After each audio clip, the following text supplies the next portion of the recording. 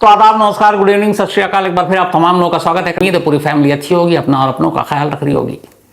शायद ही आप में से कोई हो जिसने अली बाबा 40 चोर की कहानी ना सुनी हो। अली बाबा 40 चोर कहते हैं कि इस कहानी की ज़मीन मिडिल ईस्ट अरबियन कहानी है। और इस कहानी का सार ये है कि एक अली बाबा नाम का लकड़हारा था, गरीब घर से था, जंगलों में लकड़ियाँ काटने जाता था। तभी एक गुफा में उसे बहुत सारा खजाना मिला, लेकिन उस गुफा में एक दरवाज़ा था और उस दरवाजे को खोलने का एक कोड था, खुल जा सिमसिम। इसी के ऊपर पूरी कहानी आप सब ने सुनी होगी, हम सब ने सुनी है, जितनी बार भी सुनो अच्छा लगता है। तो खुल जा सिमसिम एक दरवाजे का कोड है जो किसी खजाने का है। लेकिन क्या असली जिंदगी में भी ऐसा कोई खजाना है जिसका एक कोड होता है और जो कोड किसी राजा महाराजा के पास होता है और वो हमेशा अपने उत्तराधिकारी को वही कोड देकर जाता है और फिर उससे वो खजाना खुलता है। और अगर किसी दौरान में कोई राजा अपने उत्तराधिकारी को किसी वजह से ये कोड ना दे पाए या अचानक उसकी मौत हो जाए तो फिर उस खजाने तक कैसे पहुंचेंगे? जैसे अली बाबा खुल जा सिमसिम और किसी को ना पता चले तो फिर खुल जा सिमसिम कैसे बोलेगा और वो खजाने तक कैसे पहुंचेगा? लेकिन ये कहानी रियलिटी है, एक सच्ची कहानी है। और ये कहानी है सिंधिया राजघराने की। सिंधिया राजघराना जिसने मध्य भारत में बहुत लंबे वक्त तक राज किया और आज भी इनके परिवार राजनीति में इनका दबदबा है। ग्वालियर घराना आज भी मशहूर है, जो माधवराव सिंधिया के बेटे ज्योतिरादित्य सिंधिया कैबिनेट मिनिस्टर हैं, अभी भी चुनाव में हैं। इसके अलावा राजस्थान की जो मुख्यमंत्री रहीं वसुंधरा राजे सिंधिया, तो आज भी दबदबा है। पुरानी रियासत थी, आज राजनीति में है। और इत्तेफाक से आज कहानी इसी सिंधिया परिवार के खजाने की है।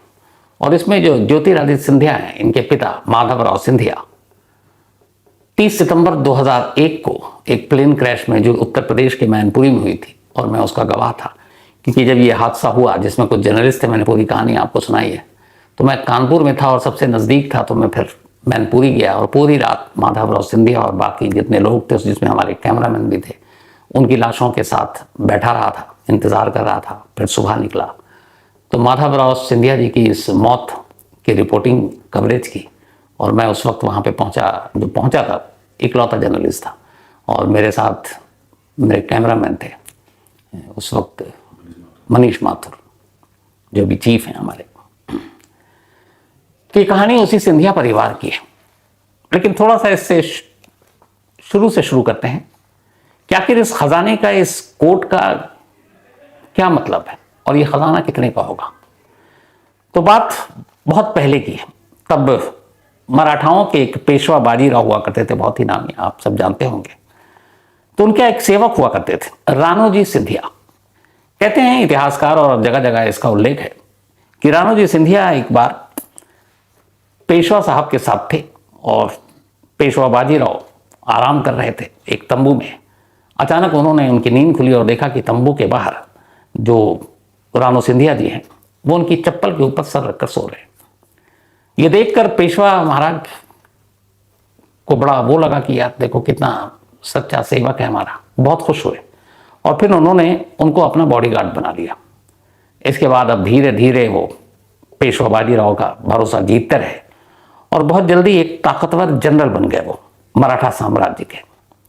फिर जब जनरल बने तो 1731 की बात है, उन्होंने उज्जैन को अपनी राजधानी बना दी राणोजी सिंधिया ने।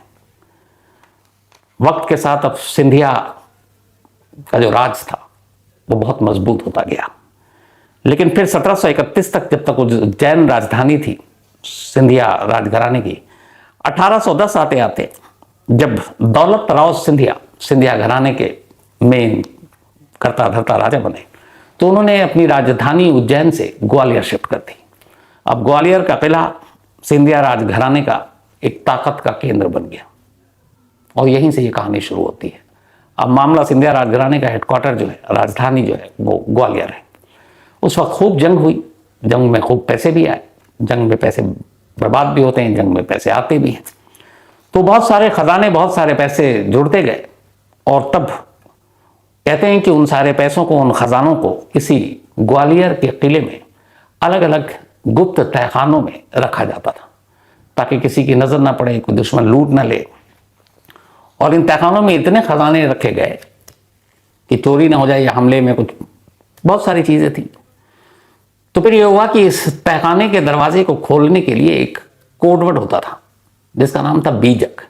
और ये जो सारे पैसे होते थे जो जंग के जरिए और बाकी जरिए से जो आमदनी होती थी, कमाई होती थी, इसको गंगा जली कहते थे। तो ये बीजक कोड था एक जिसको कहा जाता था। और वो हमेशा जो सिंधिया घराने के राजा थे वो अपने बाद अपने राज्य जो उत्तराधिकारी उसको देते, और उनके जो कुछ खास करीबी लोग होते, ये कोड सिर्फ उन्हें पता होता उस खजाने तक पहुंचने का, उन खजाने के दरवाजों को खोलने का। और वो सारे खजाने जो हैं वो सिंधिया जो के पूरा राजघराने का हेडक्वार्टर ग्वालियर के किले में ही अलग अलग जगहों पर रखा गया था। सब कुछ ठीक चल रहा था, लेकिन तभी फिर इसके बाद 1843 में सिंधिया राजघराने में अब जो नए राजा आए, जयाजी राय सिंधिया। तो जयाजी राव सिंधिया जब आए तो उस वक्त खजाने का कोड विरासत के हिसाब से उन्हें मिला, जो ग्वालियर के किले में अलग अलग जगहों पर रखा गया था। और कहते हैं उस वक्त भी वो पता नहीं कितने करोड़ों का वो खजाना था जिसको अलग अलग खुफिया तहखानों में रखा गया था। लेकिन बिना कोड के उस खजाने तक पहुंचना किसी के लिए भी मुमकिन नहीं था। 1843 में जयाजी राव सिंधिया काबिज हुए, कोड उनके पास था। लेकिन फिर इसी दौरान में करीब 14 साल बाद ही 1857 की क्रांति आ गई, याद कीजिए मुझे। तो 1857 की जब क्रांति आई तो रानी लक्ष्मीबाई उन्होंने ग्वालियर पर कब्जा कर लिया।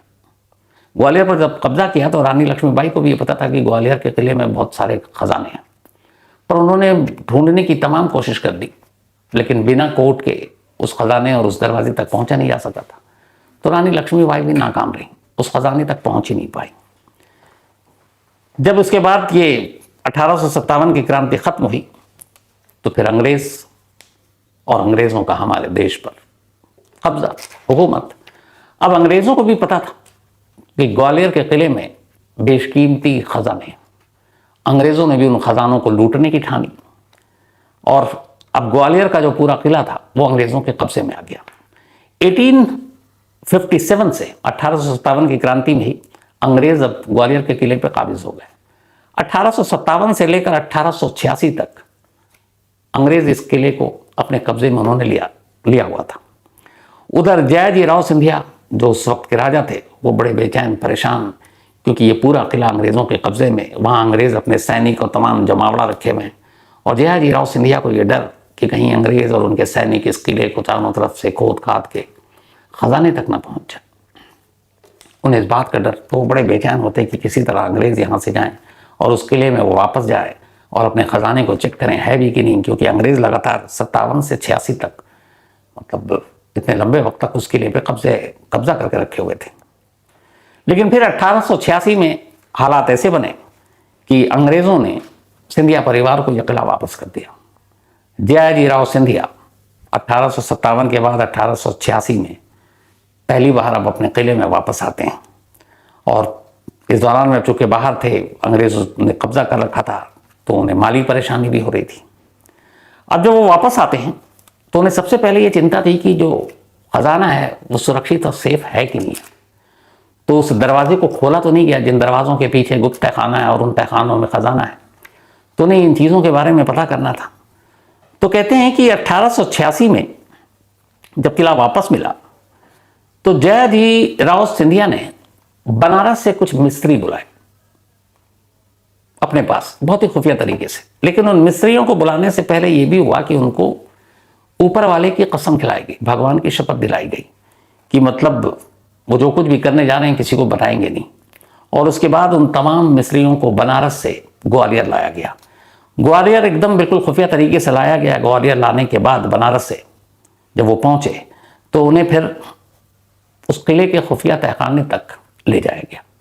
तमाम मिस्त्रियों के आंखों पर पट्टी बांधी हुई थी उसके ले जाने की, किन किन रास्तों से जा रहे हैं और अंदर तहखाने में क्या है क्या नहीं है, पट्टियां बंधी हुई है। लेकिन जयाजी राव सिंधिया के तमाम जो लोग हैं वो उनके साथ जा रहे हैं। तो जब वो वहाँ पहुँचे उसके बाद वहाँ उन्होंने कुछ खुदाई कराई, क्योंकि जिसके पीछे दरवाजे थे तमाम मिस्त्री ने काम करना शुरू किया। अंदर जाकर आंखों की पट्टी खोल दी गई। अब उन्होंने सारे तहखाने के अंदर की जो भी जहाँ तक खुदाई करानी थी खुदाई कराई। इसी खुदाई के दौरान अचानक जयाजी राव सिंधिया को दरवाज़ा दिख जाता है जिसके पीछे खजाना कैद था। जैसे ही दरवाज़ा देखा उन्हें लग गया कि दरवाज़ा महफूज है, सुरक्षित है, अंग्रेज़ यहाँ तक नहीं पहुँचे। उन्होंने तमाम मिस्रियों को वापस पट्टी बांधी, बनारस भेज दिया और अब वो बेफिक्र हो गए कि उनका तमाम, उनकी दौलत, उनका खजाना सब सेफ है। तो वो सब वैसे ही जैसे आंखों पे पट्टी बांध के लाए गए थे वैसे ही उनको वापस भेज दिया गया। अब इस खजाने को तो देख लिया था जयाजी राव सिंधिया ने कि सेफ है सब कुछ, लेकिन फिर अचानक ऐसा हुआ कि उनकी तबीयत बिगड़ी और जयाजी राव की मौत हो गई। लेकिन इस मौत से एक परेशानी ये हुई कि ये मौत अचानक हुई और उन्होंने अपने बाद अपने वारिस, अपने उत्तराधिकारी को वो बीजक यानी खजाने का वो कोड दे ही नहीं पाए। जब तक विरासत में चली आ रही थी कि जो भी राजा होगा वो इस खजाने का कोड लेगा और उसी कोड के जरिए वो तहखाने के अंदर उस दरवाजे तक पहुंचेगा और दरवाजे के पार उस खजाने तक पहुंचेगा। लेकिन यहां पर कहानी पलट गई। अब उन्होंने अपने उत्तराधिकारी को ये कोड दिया नहीं, तो फिर आप क्या करें। तो उनके बाद अब जो नए राजा आए वो आए माधवराव सिंधिया टू, माधवराव सिंधिया, माधव नहीं माधवराव सिंधिया। तो अब वो बने। अच्छा, माधवराव सिंधिया को भी ये तो पता था कि किले में हमारे खजाना है जो पुश्तैनी चला रहा है, लेकिन जाने से पहले उनको उस खजाने का कोड मिला नहीं और इस वजह से अब उन्हें ये पता नहीं कि खजाना कहाँ है। तो क्या करें, लेकिन यह है कि खजाना तो है, ये उन्हें मालूम है। तो फिर उन्होंने एक नया तरीका अपनाया। उनके राज्य में एक ज्योतिषी थे, बुजुर्ग ज्योतिषी। तो माधवराव सिंधिया ने उनसे कहा कि आप हमें खजाने का पता बताओ, क्योंकि कोड या बीजक तो हमारे पास है नहीं, तो हम पहुंचे कैसे। वो ज्योतिषी भी बहुत बड़े पहुंचे हुए थे। उन्होंने कहा ठीक है राजा साहब, हम आपको खजाने के दरवाजे तक पहुंचा देंगे, पर मेरी एक शर्त है। शर्त यह है कि आप वहां मेरे साथ अकेले चलेंगे और जब तक मैं ना कहूं आप वहां से निकलेंगे नहीं, और फिर मैं आपको वहां तक पहुंचा दूंगा। माधवराव सिंधिया तैयार हो गए कि चलो भाई चलते हैं। उसी शर्त के हिसाब से वो अकेले गए, क्योंकि अकेले ही जाना था, उनका ही कहना था। और ये भी था कि आप आंख पर पट्टी बांधकर चलेंगे। उस ज्योतिषी ने कहा माधवराव सिंधिया से, जैसे उससे पहले मजदूरों को लाया गया था बनारस से, आंखों पर पट्टी बांधकर अंदर तक ले जाया गया, खुदाई कराई गई, दरवाजा दिखा, फिर वो वापस आ गए तसल्ली करके।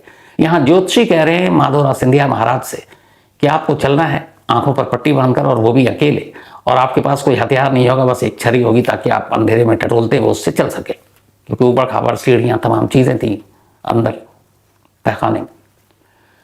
तो खजाने के लिए वो ज्योतिषी की बात मानकर चल पड़े। चलते चलते कुछ दूर गए तो अचानक उन्हें कुछ बहुत तेज आवाज़ सुनाई दी। माधवराव सिंधिया घबरा गए।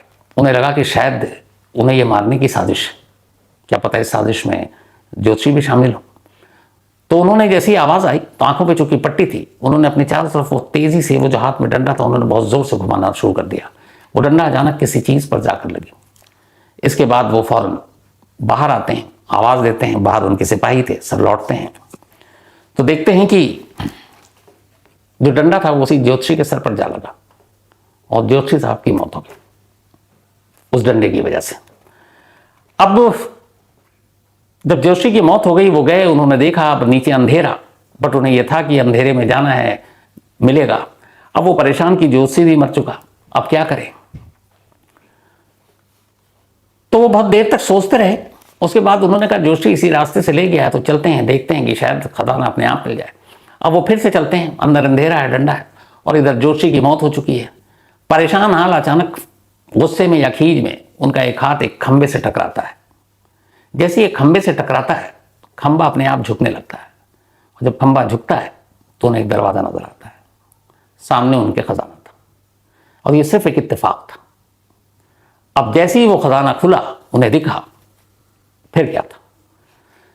कहते हैं उस वक्त तमाम इतिहासकार, अंग्रेज जो सभी आए, ये सब दस्तावेजी है, ये मतलब उस तरह की कहानी नहीं, दस्तावेजी है कि जब ये खजाना मिला फिर उन्होंने अपने तमाम अफसर, जो भी सैनिक, बाकी लोग, उनको बुलाया उस जगह पर, उस तहखाने में, और कहा कि देखो खजाने में क्या क्या है। तो कहते हैं कि उस दिन जब ये खजाना मिला और उसकी जो गिनती हुई, उसमें करीब 40 लाख की अलग अलग मुद्राएं थीं, जिनकी कीमत उस वक्त 5,64,00,000 रुपए थी। उस वक्त 5,64,00,000। इसके अलावा 14,720 हीरे, छोटे बड़े, 37,667 37,667 मोती, 11,000 माणिक और कई हजार जेवरात सोने के, हीरे के। और उस वक्त इसको कहा गया था कि तभी यह कीमत शायद करोड़ों में थी, लेकिन 21वीं सदी के हिसाब से कहते हैं कि उस जो खजाना मिला था सिर्फ एक तहखाने के अंदर से कई हजार करोड़ रुपए का वो खजाना था। अब वो सारा खजाना उन्होंने निकलवाया और उसके बाद ये खजाना जब मिला तो उसके बाद एक दो जगह पे और था, वहाँ पे एक उसी किले में एक मोती महल है, उसके नीचे भी खजाना दबा था, वो भी मिला। इसके अलावा कई और खुफिया जगह थी, वहाँ से भी खजाना मिला। अब इतने सारे खजाने आ गए माधवराव सिंधिया के पास, और माधवराव सिंधिया वही है जो वसुंधरा राजे सिंधिया के दादा हैं। तो अब खजाना मिला, तो फिर खजाने का क्या हुआ? तो कहते हैं कि माधवराव सिंधिया को जब ये खजाना मिला तो वो जो पुराने दौर से चला रहा था उनकी विरासत से कि एक कोड होगा, उससे दरवाज़ा खुलेगा, उस खजाने तक पहुंचेंगे, और वो पता नहीं खजाना कहाँ कहाँ दफन है, कहाँ कहाँ छुपा कर रखा गया है, कहीं बाग के नीचे दफना के रखा गया, कहीं तहखाने खुफिया बनाए गए हैं, कहीं से पता नहीं चलता है। तो बिना कोड के, और आखिरी कोड दिया नहीं, माधवराव सिंधिया को मिला नहीं, तो फिर कैसे पहुंचे? तो कहते हैं कि वो इतने परेशान हो गए माधवराव सिंधिया कि उन्होंने कहा कि अब छोड़ो, ये कोड वोड ये सब भूल जाओ, ये खुल जा सिम टाइप। उन्होंने कहा सारे खजाना निकालो और इन सब का कैश करवा दो। अब उन्होंने उन सारे खजाने को कन्वर्ट करके कैश में बदल दिया। जितने हीरे जवाहरात ये सारी चीज़ें थी सब बेच बाच कर सबके कैश ले लिए। अब इतने सारे कैश का क्या करेंगे? तो उन्होंने इस कैश को अलग अलग जगह इन्वेस्ट कर दिया, क्योंकि अब दौर 19वीं सदी में आ चुके थे। और कहते हैं कि इनमें से सबसे ज़्यादा रकम जो उन्होंने लगाई थी माधवराव सिंधिया ने, वो लगाई थी टाटा स्टील में, यही जो अपने टाटा है। तो जो टिस्को है, जिसको हम टाटा स्टील कहते हैं, सबसे ज़्यादा पैसे उन्होंने टिस्को में लगाया। उसके बाद 1942 की बात है ये, जब उन्होंने ये सारे जो कैश सारे करवा दिए, सारे खजाने बेचकर कैश लिए, और उसमें से इस वक्त उनके जो सलाहकार थे उन्होंने कहा कि आप ये लगा दें। उस वक्त टाटा थोड़ी फाइनेंशियल मजबूरी में, क्राइसिस में भी था, लेकिन ये था कि टाटा स्टील है, देश को उस वक्त ज़रूरत थी, नई नई इंडस्ट्री लगी थी और स्टील हर एक की ज़रूरत है। तो फिर ये पैसे लगा दिए। 1960 तक ये जो सिंधिया राजघराना है, ये टाटा स्टील का सबसे बड़ा शेयर होल्डर था। मतलब सबसे ज़्यादा पैसे टाटा स्टील में इन्हीं के लगे हुए थे, और ये उन्हीं खजानों से जो पैसे मिले थे, जो बेचकर, उन्हीं से लगे थे। और ये टाटा स्टील से खूब मुनाफा भी चल रहा था। लेकिन फिर धीरे धीरे वक्त बदला, देश आज़ाद हो गया, राजे रजवाड़े के दौर ख़त्म हो गए। अब एक के बाद एक वारिस पैदा हो गए। पहले ये होता कि एक जो उत्तराधिकारी वही राजा, लेकिन अब धीरे धीरे ख़ानदान में ही बहुत सारे दावेदार पैदा हो गए कि ये किला हमारा, ये फलाना, ये धमकाना, ये ख़जाना हमारा। तो उसको लेके इतने सारे बहुत सारे कोर्ट में पहुंच गए। तो इन सारे चक्करों की वजह से फिर वो टाटा जो टिस्को में लगा था वो भी इधर उधर बढ़ गया, बाकी चीज़ें भी इधर उधर हो गई, और अब भी बहुत सारे मामले इन लोगों के कोर्ट में हैं। लेकिन एक चीज़ है, वो कहते हैं कि आज भी ग्वालियर के उस किले के नीचे बेपनाह खजाना है, और जब तक इसे ढूंढने की कोशिश भी की गई, हर दौर में ढूंढने की कोशिश की गई। बाद में कई अंग्रेज़ अफसरों ने अपनी मदद दी कि आप मुझे मौका दो, मैं इसको ढूंढने की कोशिश करता हूँ, लेकिन ख़जाना मिला नहीं। अब बात में आकर वहीं सवाल उठ जाता है, क्या वो कोड, वो बीजक, उसका ना होना आज भी उन खजानों को बचाए हुआ है? क्योंकि अगर विरासत के हिसाब से हर राजा अपने अगले राजे को ये कोड देता आया, जैसा कि तब तक देता है, जो कि माधवराव सिंधिया तक नहीं मिला, बस उससे पहले सबको मिला, उनको नहीं मिला। और उसके बाद से ही इस खजाने को लेकर आज भी बहुत सारी बातें होती हैं। लेकिन ये फैक्ट है कि आज भी कहते हैं कि ग्वालियर के किले के नीचे करोड़ों अरबों के खजाने हैं, लेकिन सवाल ये कि वहाँ तक पहुँचा कैसे जाए, वहाँ जाया कैसे जाए, किस जगह पर है, तलाशा कैसे जाए। और अब तो इतने सारे उसमें आपस में ही फैमिली में डिस्प्यूट है, तो कौन, उसका राइट है कि कौन जाए खुदाई करे, कौन तलाशे, कौन किसको बुलाए। तो इन चक्करों में कम से कम वो खजाना अगर है तो अपनी जगह महफूज है। तो बात सिर्फ अली बाबा 40 चौर के खुलजा समझन की नहीं थी, वाकई अपने देश में सिंधिया राजघराने में खजाने का भी कोड था। और वो कोड पता नहीं अगर किसी को कभी मिले आने वाले वक्त में, पता नहीं कैसे मिलेगा, और या फिर कभी किसी खुदाई किसी और वजह से हो सकता है खजाना मिले, अगर अभी महफूज है तो। खजाने की कहानियाँ वैसे बड़ी दिलचस्प होती है, सुनने सुनाने में भी अच्छा लगता है। खजाना ना हो हम लोगों के पास, लेकिन खजाने की बातें तो कर ही सकते हैं। तो कहानी में आज इतना ही है।